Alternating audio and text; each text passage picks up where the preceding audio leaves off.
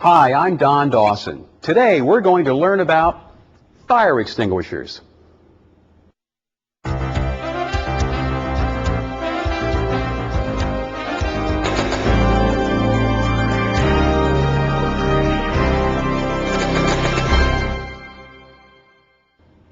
Burning wood and paper can be doused with a bucket of water. A small gasoline fire can be smothered with sand or dirt.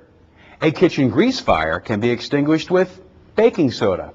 But often the quickest way to put out a small fire is with a portable fire extinguisher.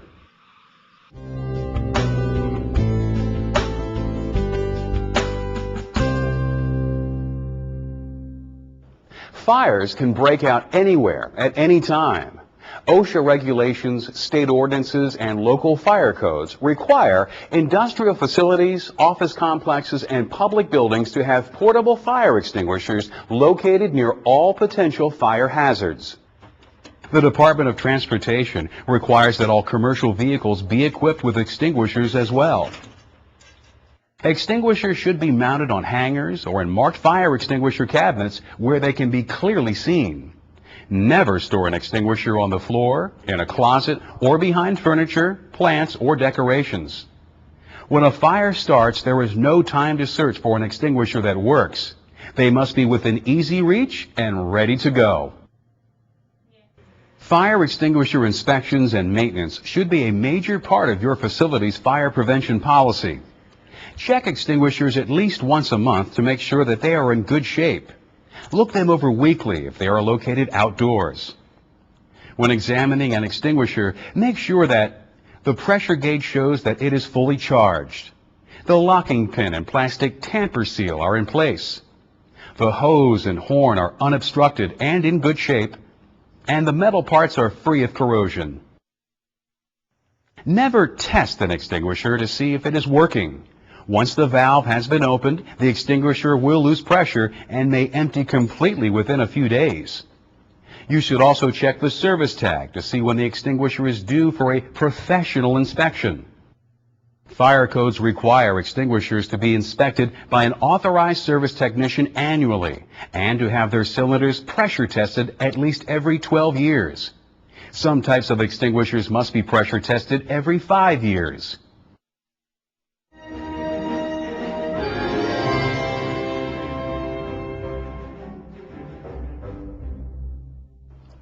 Fire extinguishers are designed to put out small fires before they grow out of control. But putting out fires with an extinguisher is not always easy and can be dangerous if you don't know what you're doing.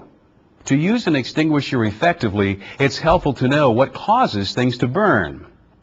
Fires start with heat, which is the source of ignition. Heat can be generated by many things, including open flames, chemical reactions, faulty electrical circuits, and overheated equipment. Once a fire is burning, it produces more heat and grows even larger. As long as there is enough fuel and oxygen, a fire will continue to spread. Fuel can include combustible solids like paper, wood, and some metals, flammable liquids, and ignitable gases. It's the vapors coming off a substance mixed with oxygen in the air that burn. Some materials are always giving off flammable vapors, while others have to be heated for vapors to appear. For example, you have to apply heat to get wood to burn. The heat causes the wood to decompose, creating ash and flammable vapors. The vapors then mix with oxygen and ignite. Since fire is a chain reaction between heat, fuel, and oxygen, a fire will continue to burn until the heat is removed, the fuel is used up, or the oxygen runs out.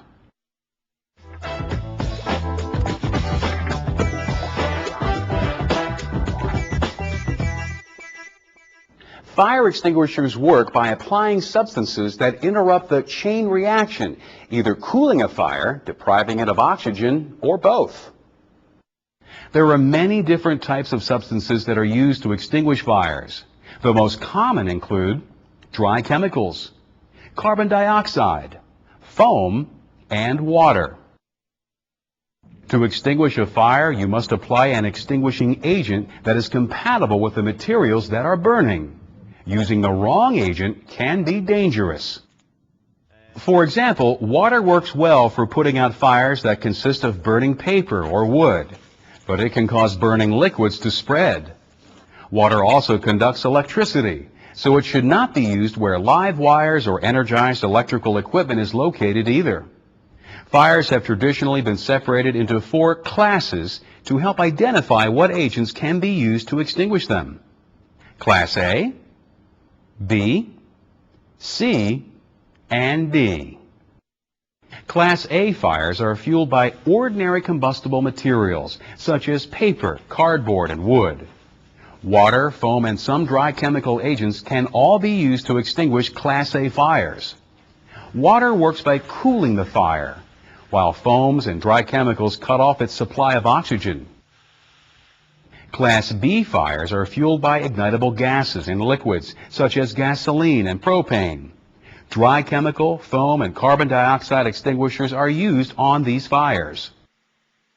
Class C fires involve live electrical hazards. Most extinguishers that are safe to use on Class C fires are filled with non-conductive extinguishing agents, which helps to prevent electrocution. However, to be completely safe, you should cut the power before attempting to tackle the fire. Class D fires are fueled by combustible metals such as potassium, sodium, and magnesium. These fires are extremely dangerous and require Class D fire extinguishers to put them out. In addition to these 4 classes of fires, the National Fire Protection Association, NFPA, has created a separate classification for commercial kitchen fires, Class K. Class K fire extinguishers contain agents that are formulated to be especially effective on fires involving extremely hot saturated fats and oils. You can tell what classes of fire an extinguisher can be used with by looking at its label. Extinguishers may be marked in 2 ways. Some extinguishers use simple colored shapes and fire class letters, but pictographs are used on most new extinguishers. These easy-to-understand symbols include a burning wastebasket and campfire to represent Class A fires, a flaming gasoline container for Class B, a burning electric plug and receptacle for Class C, and a fire in a frying pan for Class K. If a pictograph is crossed out with a red line, it indicates that the extinguisher is not suitable for that class of fire.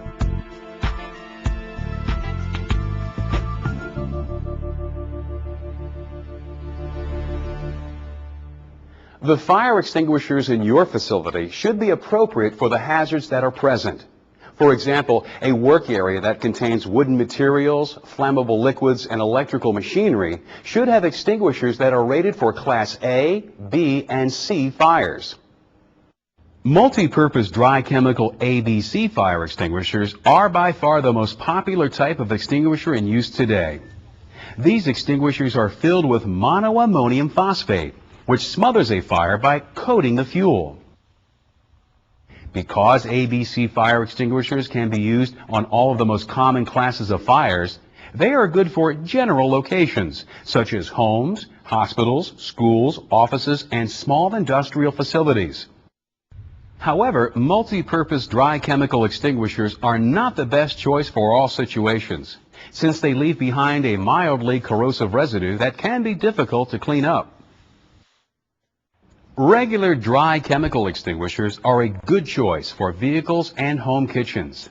These extinguishers use sodium bicarbonate, baking soda, which is non-corrosive, easy to sweep up, and highly effective on Class B and C fires. Baking soda fights fires in 2 ways. The heat from the fire causes the baking soda to decompose and release carbon dioxide gas, which displaces oxygen and smothers the fire.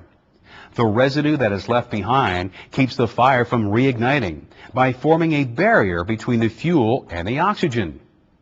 Carbon dioxide CO2 extinguishers are rated for Class B and C fires as well. The carbon dioxide pushes oxygen away from the fuel, but since the CO2 quickly disperses in the atmosphere, the blaze can easily reignite if it is not completely extinguished. The advantage of CO2 is that it doesn't leave any residue behind. It all evaporates. This makes these extinguishers good for use in computer rooms and other areas that contain expensive electronic equipment. Foam fire extinguishers are usually rated for Class A and Class B fires. The foam must be applied carefully so that it forms a blanket over the burning materials to cut off the fire's oxygen supply. Foam is extremely effective on burning flammable liquids and can also be used on a spill to prevent it from igniting. This makes foam extinguishers good for use in commercial garages and chemical storage facilities.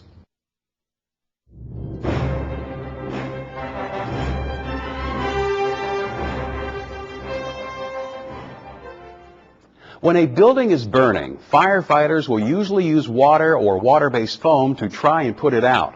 Water is one of the quickest and most effective ways to extinguish Class A fires.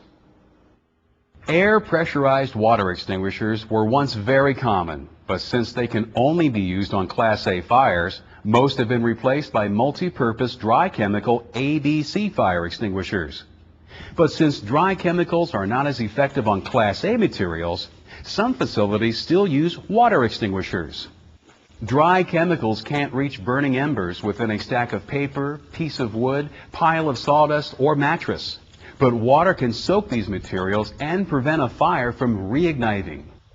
However, you must be careful not to use an air pressurized water extinguisher in the vicinity of live electrical equipment, since they are rated for Class A fires only. Water mist extinguishers, on the other hand, are rated for Class A and Class C fires. These extinguishers have nozzles that spray water in fine droplets. This makes them safer to use around electrical equipment because there is not a continuous stream of water for the electricity to follow. This makes water mist extinguishers ideal for hospitals, nursing homes, libraries, document storage centers, and other areas that contain both combustibles and low-voltage electrical hazards. In addition to the extinguishers that are used to handle Class A, B, and C fires, there are also extinguishers that can only be used on Class D fires, as well as extinguishers that are specifically designed to handle Class K fires. The important thing is that you know what types of fires can occur at your facility and which extinguishers to use to put them out.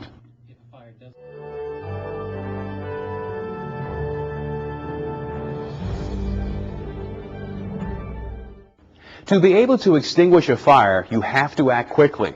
But before trying to tackle a blaze, you must make sure that no one is in danger and the fire department has been notified.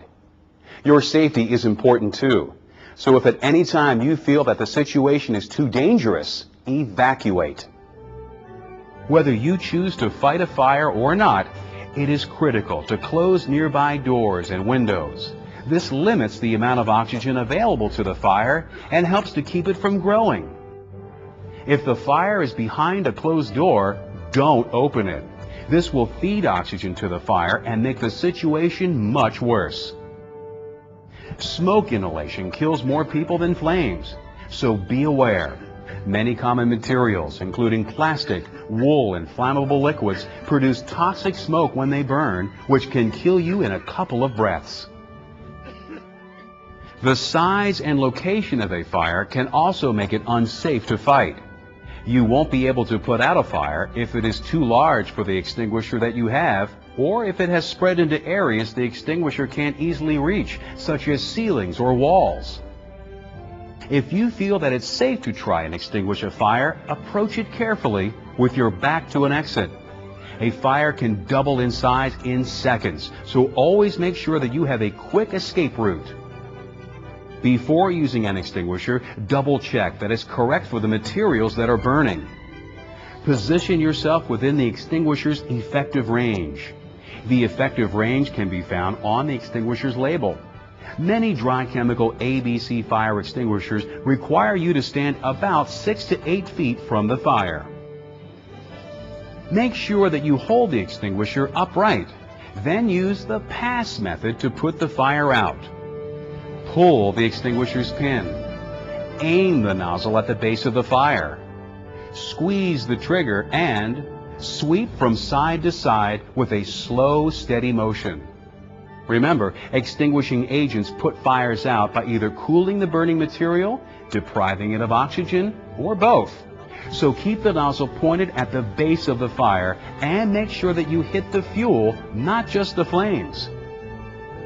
If you are dealing with flammable liquids, be careful not to splash the spill. This will spread the fire and make the situation worse. As the fire gets smaller, step forward to stay within the extinguisher's effective range. But be careful where you walk. You don't want to get any flammable material on your shoes or clothing.